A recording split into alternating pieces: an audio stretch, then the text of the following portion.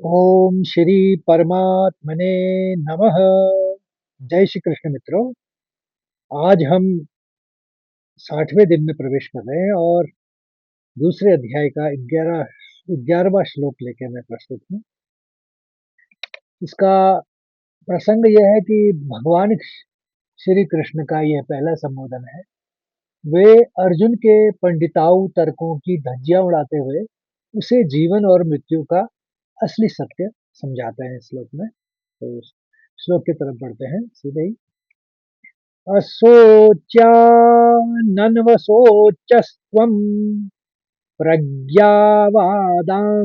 भाषसे गतासु न गतासूनश्च नानुशोचन्ति पंडिताः।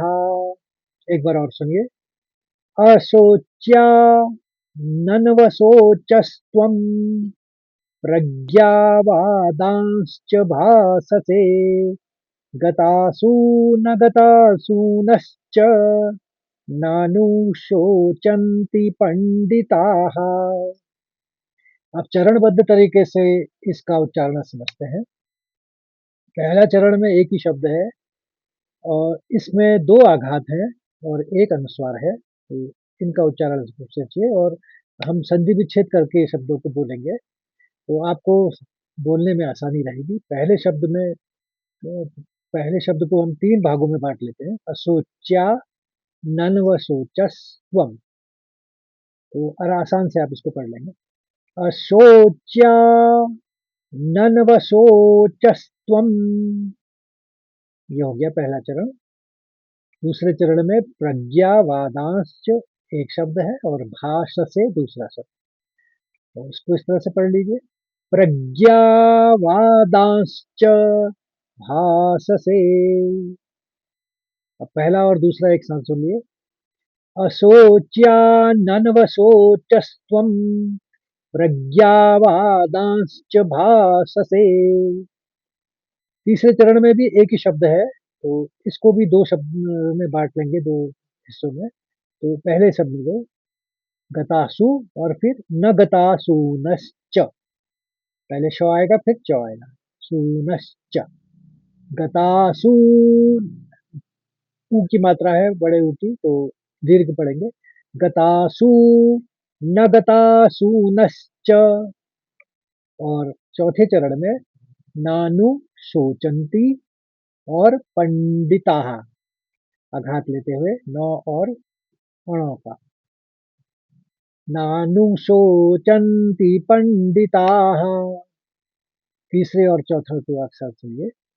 गतासु न गतासूनश्च नानु शोचन्ति पंडिताः। अब पूरे श्लोक को एक साथ हम उच्चारित करेंगे। अशोच्या नन्वशोचस्त्वं प्रज्ञावादांश्च भाषसे गतासु न गतासूनश्च नानुशोचन्ति पंडिताः। एक बार और। अशोच्या नन्वशोचस्त्वं प्रज्ञावादांश्च भाषसे गतासु न गतासूनश्च नानुशोचन्ति पंडिताः।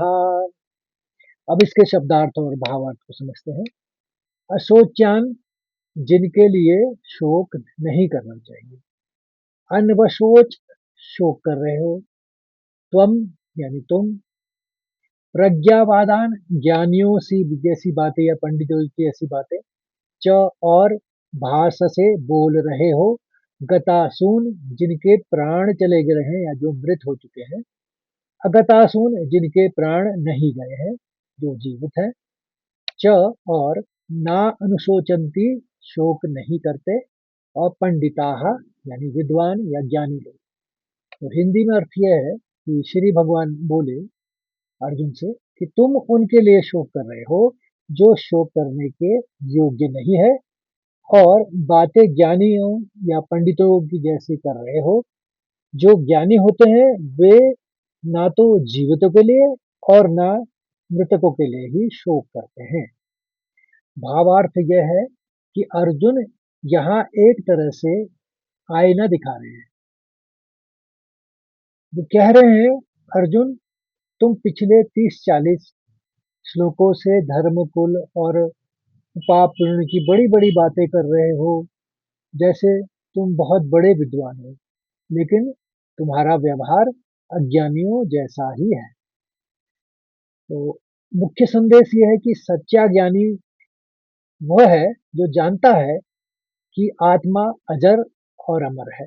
जो मर गया उसके लिए दुख कैसा, और जो अभी जीवित है वह भी एक दिन शरीर तो छोड़ेगा ही, तो उसके लिए भी चिंता कैसी। शरीर का अंत निश्चित है, और स्वयं यानी आत्मा का कभी अंत नहीं होता।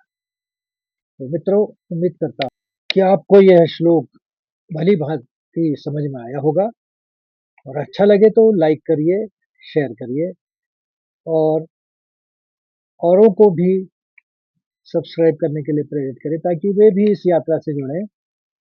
तो कल फिर मिलते हैं एक नए श्लोक के साथ हमारे 61वें दिन पे यात्रा में, और तब तक के लिए जय श्री कृष्ण, राधे राधे।